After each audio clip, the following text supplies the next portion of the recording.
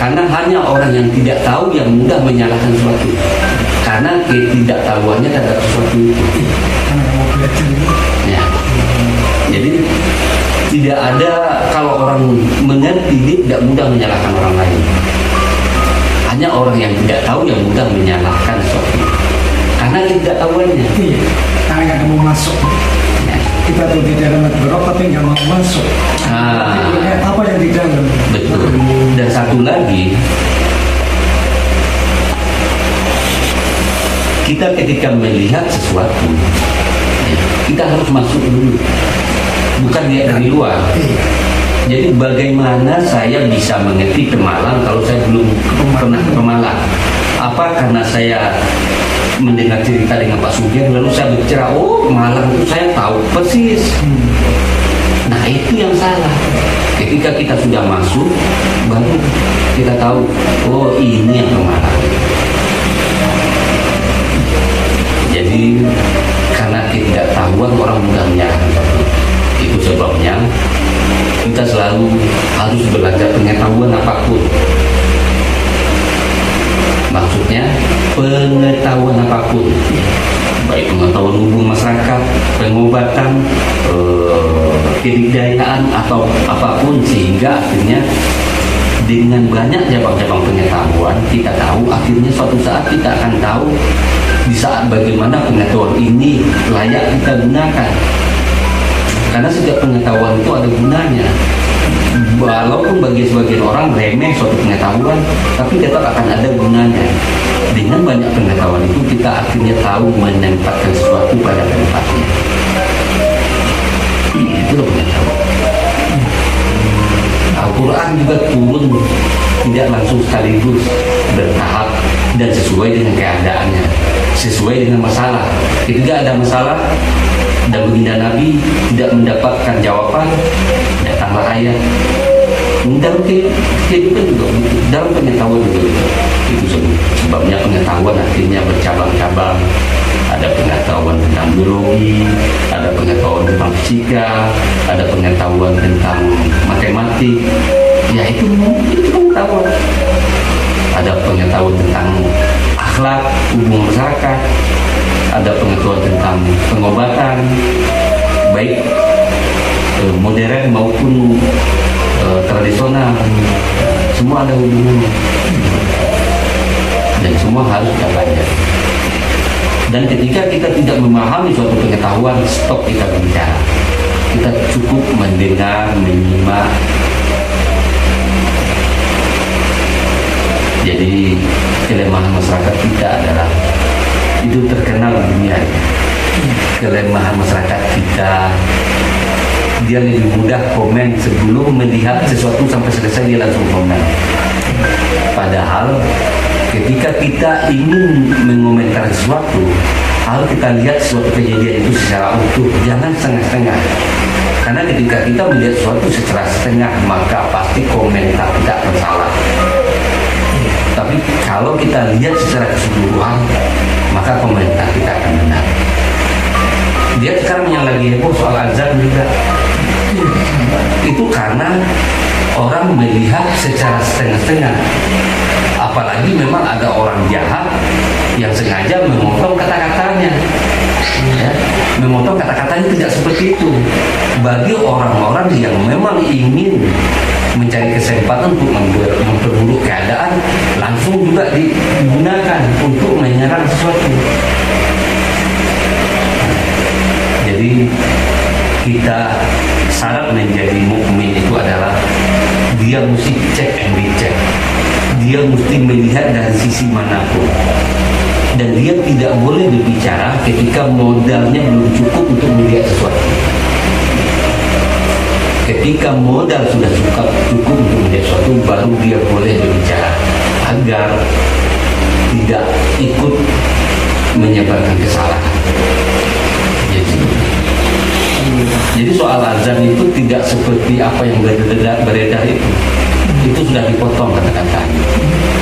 Diedit gitu. Ya, sudah diedit, dihilangkan beberapa kata yang akhirnya menimbulkan fitnah. Dan memang banyak orang-orang yang ingin mengambil kesempatan dalam Indonesia ini.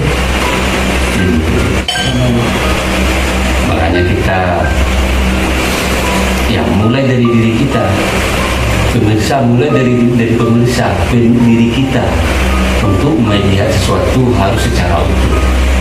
Jangan pernah kita berkomentar pada hal apapun ketika kita tidak mengetahui secara utuh, karena itu pasti salah hasilnya. Seperti itu. Biasanya maka saya semua penjelasan dan sangat bermanfaat, terutama untuk kita yang masih katakan menolak untuk blokir.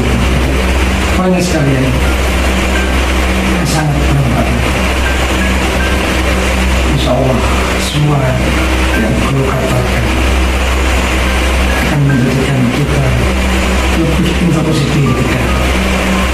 Itu rata-rata yang di sini adalah pandangan anak muda yang masih gampang terpengaruh dengan omong-omongan ataupun kata-kata di luar yang belum jelas sumbernya. Kalau dalam malam ini kita tahu sumbernya sama saja. Pada dasarnya kita jangan gampang memponis kalau kita tidak tahu. Karena memang hanya orang yang tidak tahu yang mudah yang sok tahu. Dan kedua juga bagi kita yang selalu berbau dengan masyarakat, yang mendengar omongan orang, satu yang penting kita ingat adalah kita jangan terpengaruh dengan omongan sebagaimanapun, karena kita tidak pernah mampu untuk menutup mulut orang. Yang paling penting adalah bagaimana mulut orang itu tidak membuat hati kita tersinggung. Sebenarnya sebagaimanapun jahatnya mulut orang, kita tidak akan pernah tersinggung jika kita tidak izinkan diri kita tersinggung. Dan kenapa akhirnya kita tersinggung? Karena kita mengizinkan diri kita tersinggung. Kita tidak akan pernah bisa menutup mulut orang.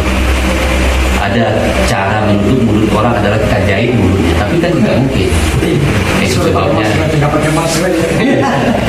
kita tidak perlu pengaruh dengan apapun kata orang. Yang penting kata orang, jangan izinkan diri kita untuk terpengaruh. Itu saja.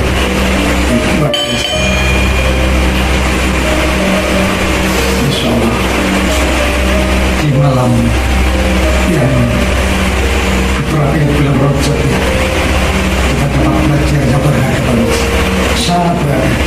Kita hijrah, hati kita hijrahkan untuk melihat siapa kita diri kita. Bagus banget ada yang dulu tadi. Kita nggak usah keprovokasi. Jangan isikan kata-kata yang nggak bermaksud hati kita. Ini hati kita kok, waktu kita kok, akal kita. Kenapa yang berkira? Istana kita. Bagus. Pelajaran yang luar biasa. Mungkin inilah izin Allah saat bulan Rajab, mungkin sebentar lagi Islam Mi'raj. Sya'ban. Setelah di bulan Sya'ban, kemudian hari Senin tanggal 27 Rajab.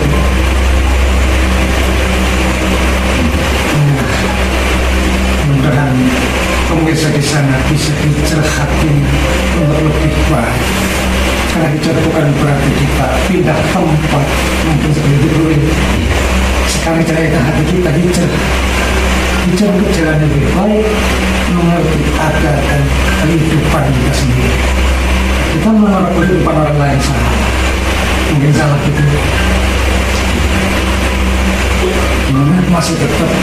Masih cukup waktu? Masih cukup. Kalau Mas Rasulan mau bertanya, silakan. Mau ada kesempatan bertanya? Mau ada kesempatan? Udah cukup. Caranya itu ya sudah, menurut saya sudah melingkup pribadian saya. Untuk pesan-pesan guru ke pemirsa yang di luar sana, khususnya pemirsa ya yang belum tahu pengetahuan bab yang tadi, tolong disampaikan untuk pesan-pesan intinya ya. Garis bawah. Jadi kita mencontohkan terhadap kasus saja. suatu ketika saya selesai sholat tarawih di suatu masjid.